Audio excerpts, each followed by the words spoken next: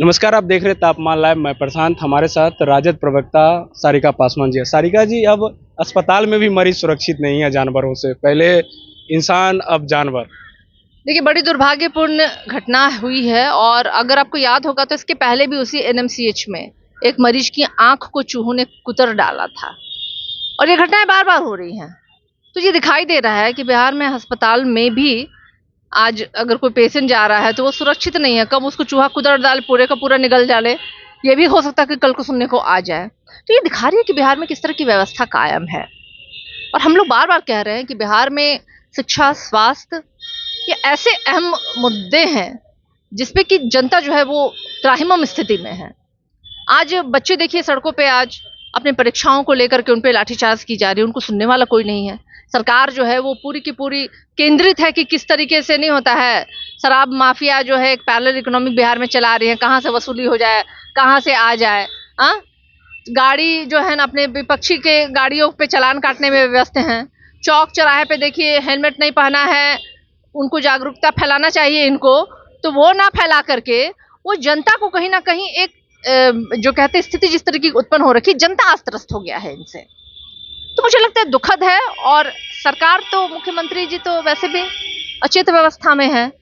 तो आज बिहार जो है ना विदाउट मुख्यमंत्री के रूप में चल रहा है। लगता है कि यहाँ पे कोई सीएम है नहीं, कोई व्यवस्था है ही नहीं है। ये सारिका जी का कैसा आरोप है, जो विदाउट मुख्यमंत्री बिहार? बिल्कुल, क्योंकि अगर सीएम होते यहाँ पे तो दिखाई देता प्रतिदिन लॉ एंड ऑर्डर की स्थिति गृह विभाग इनके पास है। आप देखिए कि कोने कोने से शराब अगर बिहार में पहुंच रहा है घर घर तक, तो किसका ये फेलियर है? क्या मुख्यमंत्री जी ने कभी समीक्षा के बाद इस बात की सूद भी ली कि क्या, क्यों और कैसे ये चीजें हो रही हैं? जमीन माफियाओं का वैसे ही बोलबाला है। आप कोई पॉश इलाके में भी दिन दहाड़े लोगों की हत्याएं कर दी जा रही हैं। तो भाई सारे विभाग तो मुख्यमंत्री जी के पास हैं। और उन्हीं विभागों में खास करके इस तरह की अगर घटनाएं हो रही हैं तो हम तो यही मानते हैं कि भाई मुख्यमंत्री जी आज अचेत अवस्था में हैं भी बिहार में, सीएम या नहीं है। सारिका जी, अभी आरजेडी ये कह रही है कि जदयू के लिए एनडीए की सरकार में माफिया शब्द का प्रयोग कर रही है, लेकिन एनडीए तो लगातार आरजेडी की सरकार में माफिया शब्द का प्रयोग करता था। ये अब उलट कैसे? देखिए, 20 साल के शासनकाल में बिहार की अगर आप एनसीआरबी की रिपोर्ट देख लें या नीति आयोग की रिपोर्ट में आप देखें, तो हम रिपोर्ट कार्ड पे बात करेंगे, हम जबानी जंग नहीं लड़ेंगे भाई। हम तो वही प्रमाणों पे ही हम बात करते हैं।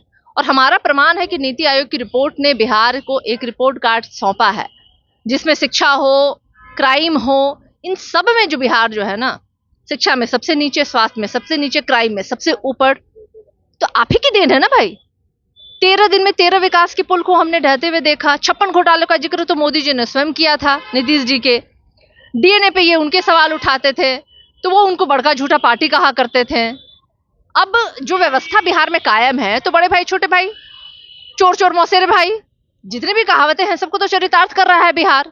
तो बिहार आज दिखाई ऐसा प्रतीत होता है कि बिहार में कोई मुख्यमंत्री नाम की चीज नहीं है, कोई सत्ता नहीं है, कोई व्यवस्था नहीं है। बिहार में काले कानून की किताब खुल रखी है। और काले कानून की किताब उस राज्य में खुलती है जहां पे माफियाओं का, अपराधियों का बोलबाला होता है और संरक्षण होता है उनको सत्ताओं के द्वारा। तो सत्ताओं के द्वारा अगर संरक्षण हो तो निश्चित रूप से काला कानून की किताबें खुलती है। ये आरजेडी प्रवक्ता सारिका जी ने बताई। आप क्या सोचते हैं, निश्चित रूप से बताने का प्रयास करेंगे। धन्यवाद।